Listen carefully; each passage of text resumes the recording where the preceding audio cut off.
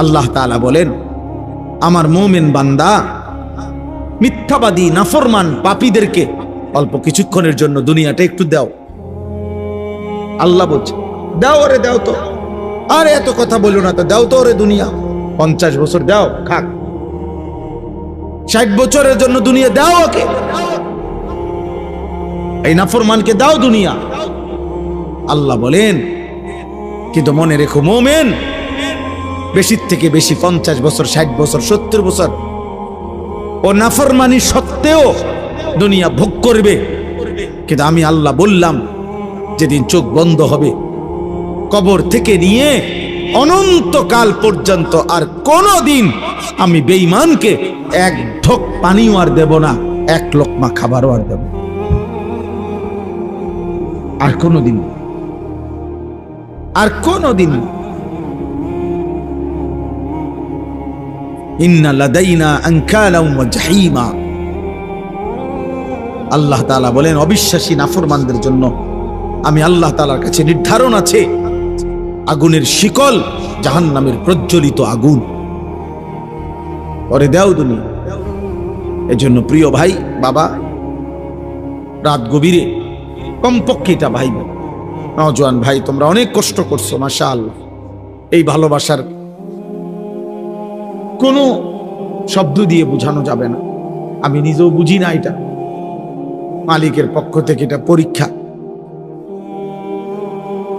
এই ভালোবাসা, এই মহব্বত, এই আবেগ, এই অস্থিরতা, নওজোয়ানদের সাথে এই সম্পৃক্ততা কেন আমি নিজেও জানি না। আমি তো কোনো আসলেও কোনো প্রার্থী না, আমার কোনো মার্কা নাই, এবং একেবারে দিল থেকে বলতেছি, কোনো ইচ্ছাও নাই, ইচ্ছাও নাই। এমন কোনো না যে ঘুরে গেড়াই আইজক কাইলক কইব, এমনও না, এখানেও না, আমার এলাকাতেও না। আল্লাহর জন্য পথে পথে ঘুরি,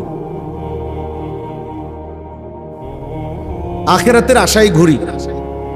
জন্য আমরা দয়া করে সবার কাছে অনুরোধ, নওজোয়ান ভাই, এই ভালোবাসা আল্লাহর জন্য হোক, এই ছুটাছুটি আল্লাহর জন্য হোক, এই মহব্বত আল্লাহর জন্য হোক। বলো আমিন। ভালোবাসা যদি আল্লাহর জন্য হয়, মহব্বত যদি আল্লাহর জন্য হয়, এগিয়ে আসা আল্লাহর জন্য যদি হয়, পরিবর্তনের জন্য, ইনশাআল্লাহ আগামীর পৃথিবী তোমাদের হাতেই কালেমার পতাকা উঠবে ইনশাআল্লাহ। প্রয়োজন পরিমাণ যুবক রেডি হচ্ছে, ঘাবড়ায়ও না। তোমার মতো আমার মতো 2-4 জন অপদার্থ ছাড়াও ইসলাম বিজয় হবে, কসম আল্লাহর। আল্লাহর নবী সাল্লাল্লাহু আলাইহি সাল্লাম বলছে, উম্মত শোনো, যদি কোনোদিন শোনো যে কিয়ামতের আর একদিন বাকি, তবুও মনে রাখবা মাহদী আসবে, আর সারা বিশ্বময় ইসলামের বিজয়ের পতাকা উড়বে। সারা পৃথিবী আরেকবার খেলাফতের রঙে ইসলামের বিজয় নিশানে আরেকবার পৃথিবীবাসী দেখবে। নবীজি এটা ওয়াদা দিছেন।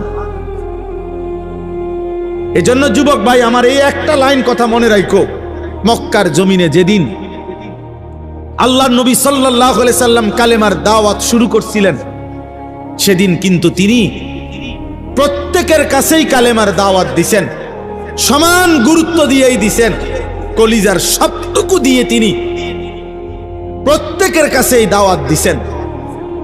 কিন্তু মহান আল্লাহ পাক রব্বুল আলামিন বলছিলেন, বন্ধু দাওয়াত আপনি দিতে থাকেন, আপনি বলতে থাকেন, কিন্তু আপনার জন্য যে কয়জন সাহাবা লাগবে, আর আমার ইসলাম বিজয়ের জন্য বিশ্বময় যে কয়জন মুমিন সাহাবী লাগবে আপনার, এটা আমি নেব, আমি নেব।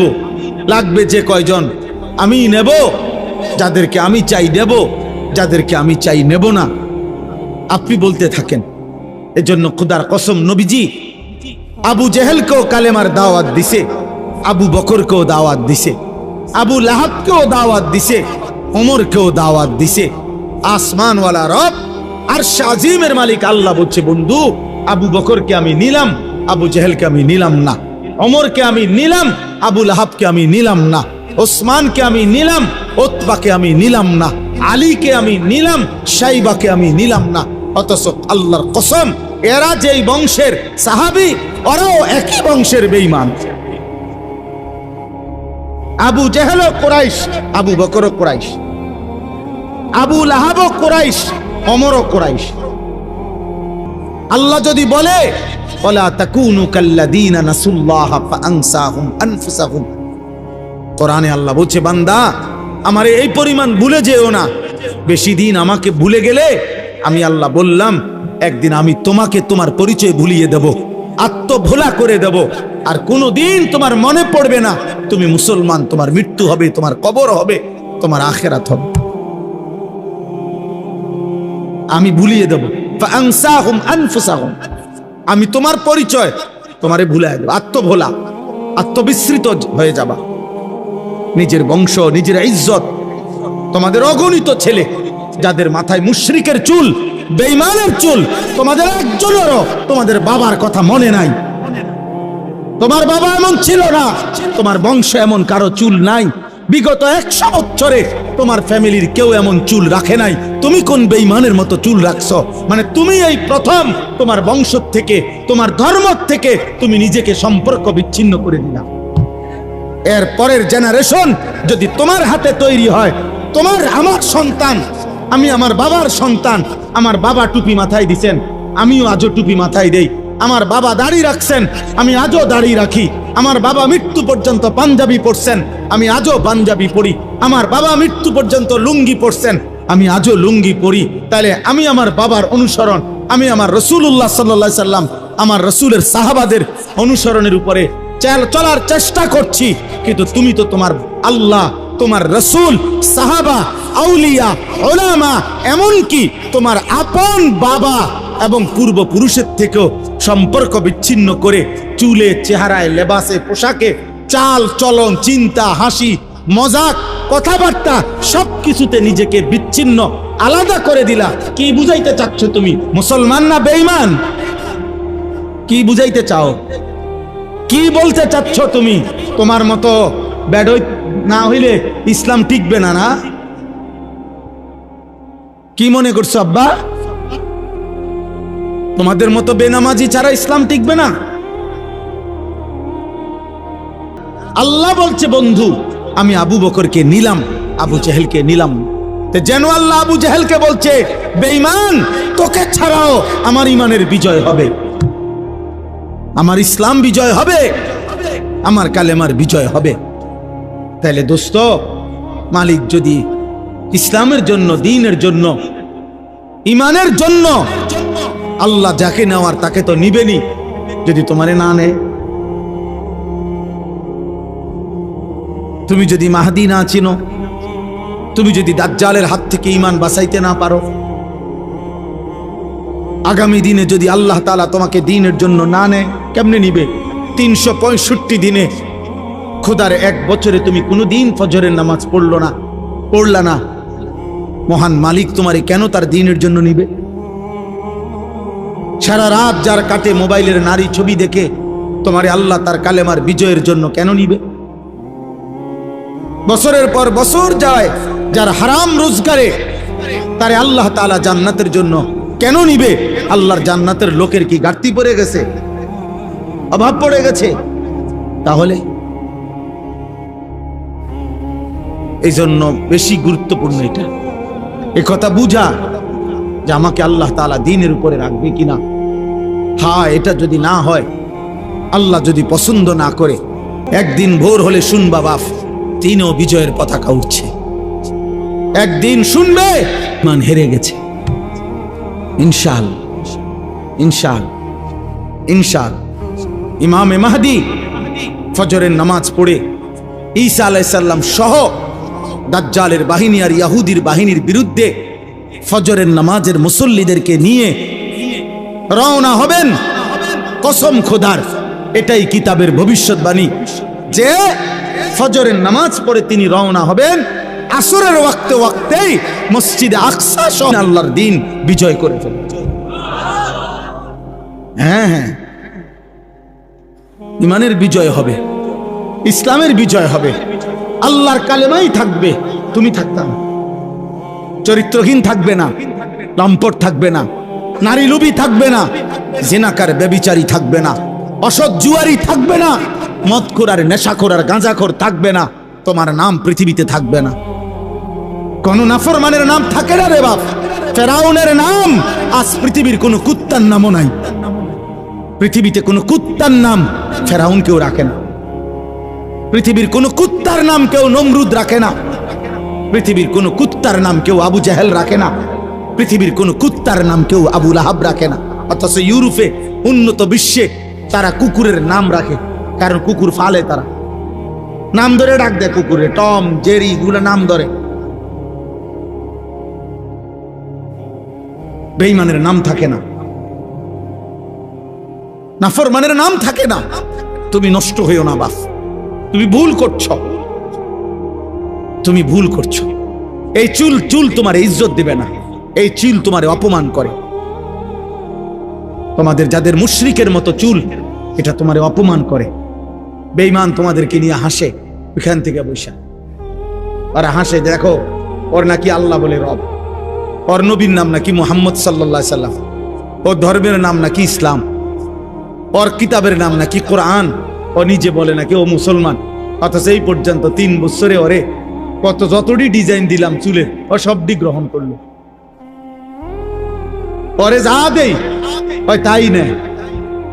ওরে নারী ছবি, অস্থির দৃশ্য, উলঙ্গ অস্থির দৃশ্য যা দেই নাফরমান সব নিচ্ছে। ওই কিসের মুসলমান? আহ, বেঈমান হাসে আমাদেরকে, দুশ্মন হাসে, দুশ্মন হাসে। আমাদের মায়েরা, আমাদের বোনেরা যখন বেপর্দা হয়, দুশ্মন হাসে। অথচ ইসলাম সেই জাতি, যে জাতির এক মা, নবীর এক মহিলা সাহাবী যুদ্ধের ময়দানে ওনার ছেলে শাহাদাত বরণ করছিলেন। শহীদের পবিত্র লাশ, ছেলের লাশ খুঁজবার জন্য উনি পর্দায় আবৃত হয়ে চেহারা মুখ দেখে তো লাশের মধ্য থেকে ওনার ছেলের লাশটা খুঁজতেছিলেন। তখন ওইখানে আর লাশ ছাড়া কিছু নাই, জীবিত কোনো মানুষ নাই। তো পিছন থেকে একজন সাহাবী ওনাকে বলছে, হে মা, এগুলা তো সব লাশ, এখানে তো কোনো জীবিত মানুষও নাই। আপনি মুখের কাপড়টা একটু খুলে আপনি ভালোভাবে দেখেন, আপনার ছেলেকে তালাশ করেন। আপনি তো অনেকক্ষণ ধরে খুঁজতেছেন, ছেলের লাশ পাচ্ছেন না। আবু দাউদ শরীফের হাদিস, বিশুদ্ধ হাদিস। ওই মা চিৎকার করে আওয়াজ করে বলছে, ইন আরজা ইবনি ওয়ালাম আরজা হায়াই। হে ঈমানদার, আমি তো আমার সন্তান হারিয়েছি, আমি আমার ইজ্জত, আমার সম্ভ্রম, আমার হায়া, আমার লজ্জা তো এখনো হারাই নাই। আমি সন্তান হারাইতে পারি, আমার ছেলে শহীদ হয়েছে, কিন্তু আমার ইজ্জত শহীদ হয় নাই। আমি মুসলিম নারী, আমার পর্দা, আমার সতীত্ব, আমার ইজ্জত, আমার সম্ভ্রম, এটাই আমার শ্রেষ্ঠ সম্ভ্রম। অতএব আমি অনুরোধ করছি, গান, বাদ্য, অশ্লীলতা, বেহায়াপনা, অসভ্যতা, উলঙ্গতা, এই খামখেয়ালি কৌতুক, হাসি, ঠাট্টা, মজাক, মোবাইলের এই বেহুদা ছবি তোলা, জীবনটা এমন ভাবে, এমন সুন্দর হায়াত, প্রিয় ভাই আমার, নষ্ট করে দিও। আমার মাঝে মাঝে মন চায় তোমার থেকে কুদ্দুর সময় আমি যদি হাওলাত নিতে পারতাম, আমারে যদি তোমার থেকে কুদ্দুর দিতা, আমার ভীষণ দরকার। সারাটা দিন আমি, সারাটা দিন রাত 3টা 4টা পর্যন্ত দৌড়ের উপরে থাকি, ব্যস্ত থাকি, নিজের সময় দিয়ে আমার মনে হয় যেন আমি কুলাইতারি না। আমার যদি কেউ তার থেকে কুদ্দুর সময় হাওলাত দিত, প্রায় আমার এটা মনে হয় যে আমি কারো কাছ থেকে একটু সময় পাইতাম, আমার একটু উপকার হইত। তাইলে এই জন্য অনুরোধ করছি আমরা, আজকের এই কিশোর ভাই, নওজোয়ান ভাই, আমি 2টা আয়াত শুধু তর্জমা বলি, তাইলে আমার কথা শেষ। আল্লাহ তাআলা এখানে বলছেন, মক্কার একজন কুরাইশ, নজর ইবনে হারেস, কাফের সর্দার, সে নবীজির দিবানিশি বিরোধিতা করত। বিরোধিতার ক্ষেত্রে মক্কার সব বিরোধিতাকারীরা নিজেদের মধ্যে আলাপ করত যে আমরা যে যাই বিরোধিতা করি মুহাম্মদের, সে যখনই লোকদের সামনে তার এই কোরআন পড়ে, মানুষগুলোর দিল নরম হয়ে যায়, আস্তে সে দুর্বল হয়ে যায়, কালেমা পড়ে মুসলমান হয়ে যায়। কোরআন শরীফের এই সুন্দর আওয়াজ, এই সুর, কোরআনুল কারীমের এই তেলাওয়াত, এর ব্যতিক্রম কিছু আমাদের কাছে নাই। তখন এই মক্কার কুরাইশ কাফের নজর ইবনে হারেস, সে ব্যবসার জন্য গেছিল ইরান, মানে পারস্য ইরান দেশে। ওইখানে গিয়ে সে ব্যবসা করার ফাঁকে একটা জিনিস দেখছে। কি? সে দেখলো যে ওইখানে বিকাল হইলে অবসর টাইমে লোকেরা মজমা জমাইয়া বসে, মানে গোল হইয়া, আর একজন গায়িকা নর্তকী যে বাদ্যের তালে তালে, বাদ্যযন্ত্রের ঝংকারের তালে তালে সে নাচে, গান গায়, আর সুরে সুরে পুরানা দিনের কিচ্ছা কাহিনী এগুলো সুরে সুরে বলে। আর আশেপাশের লোকগুলা একদম মৌমাছির মতো চাক দইরা তার দিকে তাকাইয়া থাকে। তার শরীর, তার যৌবন, নারীর দেহ, গায়িকার নাচ গান, বাদ্যযন্ত্র, এগুলোর থেকে মজা পায়। এই লোক তখন নজর ইবনে হারেস, কুরাইশ এই কাফের সর্দার, সে চিন্তা করছে এইটা একটা মুহাম্মদের কোরআনের ব্যতিক্রম হইতে পারে, নাউজুবিল্লাহ। এই জন্য সে চড়া দামে অনেক টাকা মূল্য দিয়া একটা দাসী, যে গান গাইতে জানে, নাচতে জানে, এই পুরানা দিনের কিচ্ছা বলতে পারে, ওই ইরান থেকে একটা দাসী নর্তকী গায়িকা কিনে আনছে। কিনা মক্কায় আইনা মক্কার লোকদেরকে বলছে, এদিকে আসো। দুষ্ট প্রকৃতির কিছু যুবক এবং কিছু গাফেল মানুষকে একসাথ করে বলছে, সবাই গোল হইয়া বসো, এখন শোনো কি কয়। এবার এই নর্তকী নাচে গায়, বাদ্যের তালে তালে সে সুরে সুরে আপনার পুরান দিনের কিচ্ছা কাহিনী, বানোয়াটি কথাবার্তা এগুলা বলে। কিচ্ছা কাহিনী আছে না বানোয়াটি। এক দেশে এক রাজা ছিল, রাজার একটা ছেলে ছিল রাজকুমার। রাজকুমার একদিন ঘোড়ার পিঠে চড়ে অনেক দূর সফরে রওনা দিছে। যেতে যেতে একটা জঙ্গল পড়ছে। জঙ্গলের ভিতরে গিয়া দেখে একটা বাড়ি। বাড়ির ভিতরে গিয়া ভিতরে ঢুকে দেখে একজন রাজকুমারী ঘুমায় আছে। পরে উঠাইয়া বলছে, আমি তোমাকে বিবাহ করব।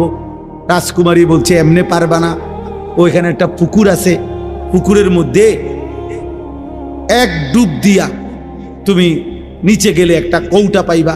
কৌটার ভিতরে একটা ভ্রমর আছে, ভ্রমরটারে একটা টিপ দিয়া মাইরা লেলে একটা রাক্ষস মরে যাবে, যে রাক্ষসটা আমারে ধরে এখানে আনছে, এবার তুমি আমারে নিতে পারবা। রাজকুমার ডুব দিয়া কৌটার ভিতর থেকে এই পোকাটা, মাছিটা মারছে, রাক্ষস মরে গেছে। এরপরে রাজকুমারীকে ঘোড়ার পিঠে করে নিয়া বাড়িতে আসছে, বিয়ে করছে, এখন সুখে শান্তিতে বসবাস করতেছে। এটি কাহিনী। এটি কোনো কথা হইল? আগে এরকম কাহিনী ছিল না। হ্যাঁ, গল্প আর কি, রাজকুমারের গল্প, ডালিম কুমারের গল্প। আমি তো ছোটবেলায় স্কুলের বইয়ে ডালিম কুমারের গল্প আমি পড়ছি, ক্লাস 3-4 স্কুলের বই। তাইলে এরকম বানোয়াটি কাহিনী, গান, বাদ্য, গায়িকা, গানের আসর জমাইত। আল্লাহ তাআলা তখন কোরআন শরীফের এই আয়াত নাজিল করছে। এই শেষ কথা আল্লাহ তাআলা বলেন, অমিনান নাসি মান ইয়াশতারি লাহওয়াল হাদিস লিয়ুদিল্লা আন সাবিলিল্লাহ বিগাইরি ইলমিন ওয়া ইয়াত্তাখিযাহা হুজুয়া। আল্লাহ বলেন, বন্ধু, কিছু মানুষ আছে এমন যারা অনর্থক কথাবার্তার জন্য এই হারাম গান, বাদ্য, গায়িকা, বাদ্যযন্ত্র এবং অসার, অবান্তর, অপ্রয়োজনীয় বেহুদা কথাবার্তার আসর জমায়, এরকম ব্যবস্থা করে, সংগ্রহ করে। আমি আল্লাহর পথ থেকে আমার বান্দাদেরকে দূরে সরাবার জন্য অজ্ঞ এবং মূর্খতা বশত ওয়াত্তাখিযাহা হুজুয়া, এই গান, বাদ্য, নভেল, নাটক, এই গল্প, কৌতুক, হাসি ঠাট্টা, গায়িকার নাচ আর নর্তকীর নাচ আর নৃত্য বাদ্যের মাধ্যমে আমার দিনকে উপহাস করে, আমার কোরআনকে তুচ্ছতাচ্ছিল্য করে। আল্লাহ বলেন, উলাইকা লাহুম আযাবুম মুহিন। আমি আল্লাহ ঘোষণা দিলাম, আপনি বন্ধুর মাধ্যমে জানিয়ে দিলাম, এমন নাফরমানদেরকে আমি আল্লাহ অত্যন্ত লজ্জাজনক, অপমানকর, যন্ত্রণাদায়ক আযাব দেব। আযাব দেব। কোরআনের মোকাবেলায় আমার দ্বীনের মোকাবেলায় যে গান বাদ্য নৃত্য গায়িকা নায়িকা গানের আসর গল্পের আসর বেহুদা কথার আসর জমায় ঠাট্টা কৌতুক মজাক করে, আল্লাহ বলেন আমি তাকে শাস্তি দেব। আজকে এই কথাটাই আমি শুধু নসিহত করলাম। প্রিয় ভাই নওজোয়ান, দিন রাত সময়ের বেশি অংশ তোমরা তোমাদের মোবাইল দিয়ে কি করো বলো আব্বা? হয় নারী দেখো, নয় ছবি দেখো, নয় গান শোনো, নয় বাদ্য শোনো, নাই তো বেহুদা ফালতু কথাবার্তা, অশ্লীল ছবি, অপ্রয়োজনীয় কাজ ছাড়া এতটা সুন্দর হায়াত, যৌবনের এই শক্ত সামর্থ্য শরীর নষ্ট করে দিচ্ছে। এটা ঠিক না বাপ। এই জন্য আমি আজকে এই রাত গভীরে প্রত্যেকটা যুবক সহ বাবা ভাই সকলকে অনুরোধ করছি, বয়স্করাও যারা চা দোকানে আড্ডা দেন, বয়স্ক বাবা যারা নাটক সিনেমার সামনে আড্ডা দেন, বয়স্ক বাবা যারা টেলিভিশনের সামনে ঘন্টার পর ঘন্টা বসে থাকেন, আপনাদের কাছে বলছি, ইমামে আজম আবু হানিফা আমাদের ইমাম পরিষ্কার তিনি বলছেন, সিমাউল আগানি ফিসকুন, গান শোনা এটা প্রকাশ্য পাপ, অত্তালাজ্জুদু বিহা কুফরুন।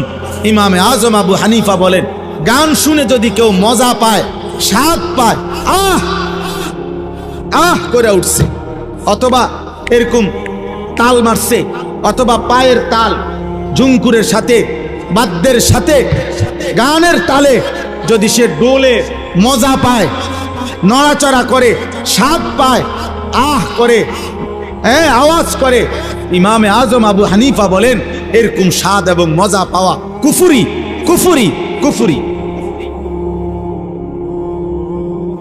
তাইলে দোস্ত, হতে পারে গান, হতে পারে বাদ্য, এই গায়িকা, এই নর্তকী একদিন তোমার ঈমান হারা করে কবরে পাঠায়, কবরে পাঠায়। হযরত ওমর ইবনে আব্দুল আজিজ রাহমাতুল্লাহ আলাইহি বলছেন, যে কলিজার ভিতরে আল্লাহর কোরআন আছে সেখানে গান থাকতে পারে না, আর যে কলিজার ভিতরে গান আছে, গানের আকর্ষণ আছে, ওই দিলের মধ্যে আল্লাহর কোরআন থাকতে পারে না। লা ইয়াজতামিউ ফি কলবিন ওয়াহিদিন আল কোরআন ওয়াল গিনা, ইম্মাল কোরআন ওয়া ইম্মাল গিনা, হয় গান থাকবে নয় কোরআন থাকবে। আমার কাছে আরবি কিতাব আছে, ইমাম ইবনুল কাইয়িম আল জাওজি রাহমাতুল্লাহ আলাইহির বিখ্যাত কিতাব, ওইখানে আছে, তিনি বলছেন যে পূর্ববর্তী জামানায় এমন ব্যক্তি এই পৃথিবীতে অতিবাহিত হয়েছে, নাউজুবিল্লাহ, আজীবন গান আর বাদ্যের সাথে, নৃত্য আর নারীর সাথে যার জীবন কেটেছে, খোদার কসম কিতাবে লিখছে, আরবি কিতাবে, যে মৃত্যুর সময় ওই নাফরমানকে বলা হয়েছে, কুল লা ইলাহা ইল্লাল্লাহ মুহাম্মাদুর রাসূলুল্লাহ, কালেমা পড়তে তাকে যখন বলা হয়েছে, অহুয়া ইউরাদ্দিদু আবিয়াতাম মিনাল আগানি, তখন সে তার সারা জীবনের গানের বাক্যগুলো কেবল দোহরাইতেছিল। আল্লাহর কসম কিতাবে লিখছে, শেষ পর্যন্ত এই গানের শব্দ বলতে বলতেই কালেমা ছাড়া বেঈমান হয়ে কবরে চলে গেছে। ইমামে আহমদ ইবনে হাম্বল রাহমাতুল্লাহ আলাইহি বলছে, আল গিনা ইউমবিতুন নিফাকা ফিল কলব, গান বাদ্য নৃত্য গায়িকার আসর এটা কলিজার মধ্যে ধীরে ধীরে মুনাফিকি তৈরি করে, মুনাফিকি তৈরি।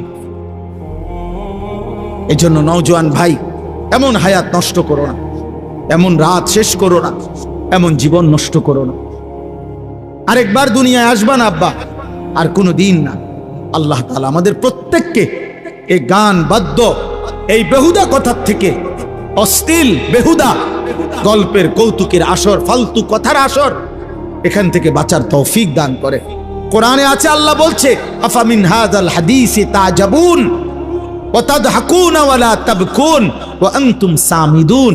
আল্লাহ বলছে, এই নাফরমান আমার বন্ধু, মক্কার গলিতে গলিতে আমার কোরআন পড়ে, আর তোরা আমার কোরআন শুনে হাসো আর গান শুনো, ওয়ালা তাবকুন, তোমরা চোখে একটু পানিও পড়ে না। আহা, এমন শক্ত পাষাণ কেমনে হইল? কোরআন শরীফ আল্লাহ বলছে, আল্লাহ বলছে ইবলিসকে, ইবলিস বলছে, আল্লাহ আমি যাচ্ছি, আপনি আমারে শুধু কিয়ামত পর্যন্ত হায়াত দেন, আমি আপনার সমস্ত আদমের সব সন্তান আমি জাহান্নামী করে দেব।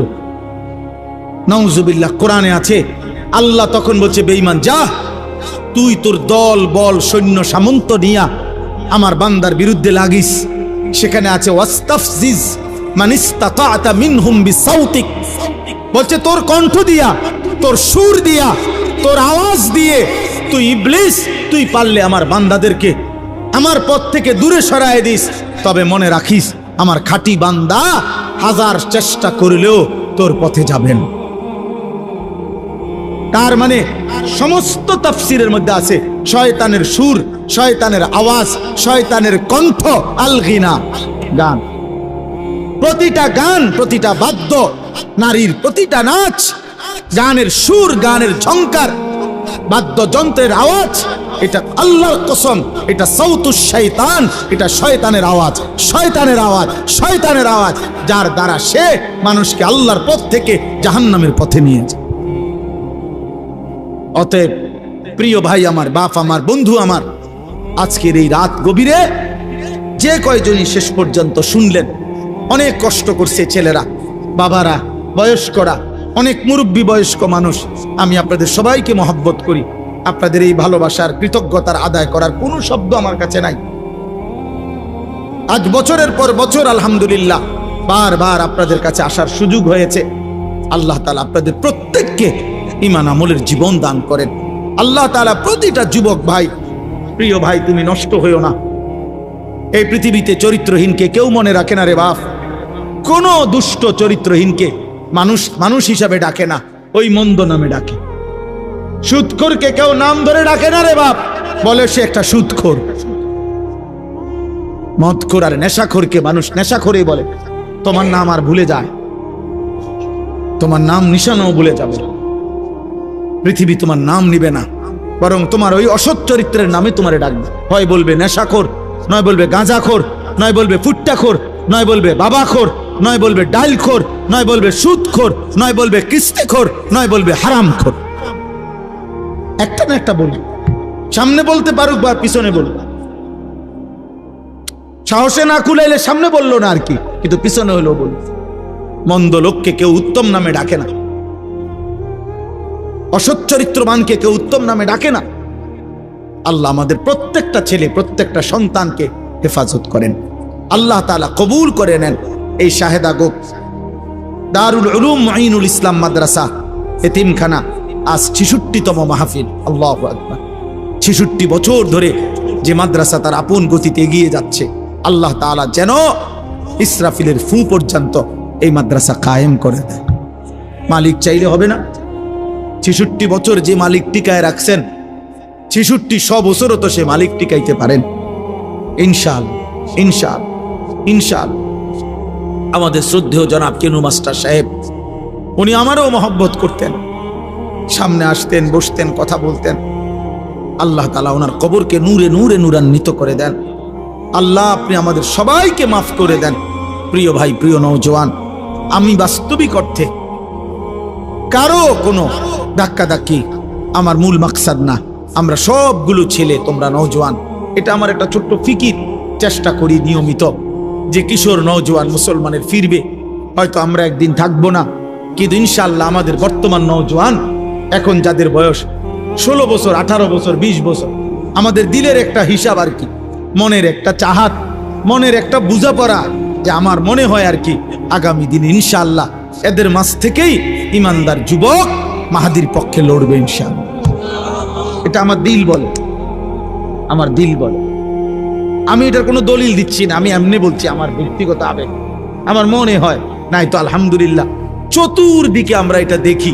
আলহামদুলিল্লাহ এখন শুধু আমি একজন বক্তা না, আলহামদুলিল্লাহ সব বক্তা ওলামা আলহামদুলিল্লাহ এখন ব্যাপকভাবে মাহফিলে, নওজোয়ান খুব বেশি মাহফিলে আসে, খুব আসে। আলহামদুলিল্লাহ বুঝাই যায় এখান থেকে ইনশাআল্লাহ মালিক পছন্দ করার যাদের, ঠিকই পছন্দ করতেছে, পছন্দ করতেছে। হ্যাঁ হ্যাঁ, পছন্দ করছে। আল্লাহ ঠিকই নেবে, আল্লাহ ঠিকই নেবে। আল্লাহ তাআলা তোমাদেরকেও আল্লাহর দ্বীনের জন্য কবুল করে নেন। এই মাদ্রাসাকে ভালোবাসো বাপ, তোমরা আগামী জেনারেশন, তোমাদের বাবা দাদারাও এই মাদ্রাসাকে মহব্বত করছেন। হ্যাঁ, তোমাদেরই পূর্বপুরুষের অনেকের কবর এখানে আছে। এই জন্য আমি সবাইকে অনুরোধ করব, নতুন প্রজন্ম যারা জেনারেশন, তোমরাও এই মাদ্রাসাকে ভালোবাসবা, মাদ্রাসার জন্য দান করবা, সহযোগিতা করবা, মাদ্রাসার পক্ষে থাকবা। আল্লাহ তাআলা আমাদের সকলকে ঈমান আমলের জীবন দান করেন, আমাদের সকলকে ঈমানি ফিকির দান করেন। আমি আমার মাদ্রাসার জন্য দোয়া চাই। আলহামদুলিল্লাহ, আমার যে ছোট্ট মাদ্রাসা আজকে আলহামদুলিল্লাহ আমরা 118 শতক জায়গা মাদ্রাসার জন্য নতুন কিনছি। আলহামদুলিল্লাহ প্রায় 2.5 কোটি টাকার উপরে মাদ্রাসার জন্য জায়গা কিনছি। স্বপ্ন দেখি, আশা আছে মালিক যদি হায়াত দেয়। বাচ্চাদের মাদ্রাসা তো আছে, প্রায় 500 ছাত্র আমাদের মাদ্রাসায় পড়ে। এখন 34 জন শিক্ষক কর্মচারী আছে আমার মাদ্রাসায়। আমি একটা নতুন মাদ্রাসা করতে চাই এখানে, আরেকটা যে মাদ্রাসাটা আলাদা শিক্ষক কর্মচারী, আলাদা ভবন বড় করে করতে আশা রাখছি। সারা দেশের যত নওজোয়ান স্কুল কলেজ ইউনিভার্সিটি পড়ুয়া অথবা পড়ে না, বেকার, একারে ঠেলাওয়ালা কুলিওয়ালা দিন মজুর বয়স্ক হোক, যেই কোনো মুসলমান যে আসবে যখন দিন শিখবে তখন, যার সময় যতক্ষণ দিন শিখবে ততক্ষণ, এই স্লোগান নিয়ে একটা বড় মাদ্রাসা করতে চাচ্ছি, যেখানে সর্বদা আলাদা উস্তাদ ছাত্র উস্তাদ থাকবে, স্টাফ থাকবে, যে যখন যেদূর সময় লেগে আসে ওই অদ্দূর কিছু না কিছু শিখবে। এই আশা নিয়ে এখনই কার্যক্রম চলতেছে।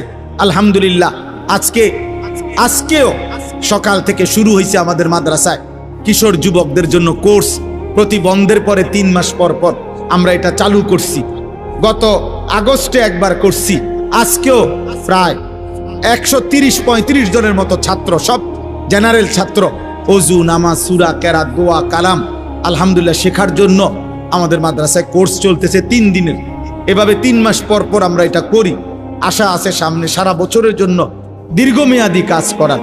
আমরা দোয়া চাই, ভালোবাসা চাই, মহব্বত চাই। প্রত্যেকেই যার যার জায়গা থেকে ইনশাআল্লাহ মাদ্রাসার জন্য মহব্বত করবেন। তিনি হাউজে কাউসারের পানি পান করাবেন, তিনি আল্লাহ তাআলার প্রশংসার বাক্য প্রথম পড়বেন, আল্লাহর কাছে প্রথম বিচার কার্য শুরু হওয়ার জন্য তিনি প্রথম আবেদন করবেন। সমস্ত নবীগণ আমাদের নবীর পতাকার নিচে এসে সমবেত হবে। আল্লাহর প্রশংসার পতাকা কিয়ামতের দিন আমাদের নবী সাল্লাল্লাহু আলাইহি সাল্লামের হাত মোবারকেই থাকবে। সর্বপ্রথম জান্নাতের কড়া তিনিই নাড়বেন। এই সব কিছুর পরেও নবীজি সাল্লাল্লাহু আলাইহি সাল্লাম দিবানিশি 5 ওয়াক্ত নামাজের পরে তিনি পড়তেন, দোয়া করতেন, আল্লাহুম্মা হাসিবনি হিসাবান ইয়াসীরা। আয় আল্লাহ, আপনি আপনার এই বন্ধুর হিসাব সহজ করে দেন। তিনি নিজে বলতেন,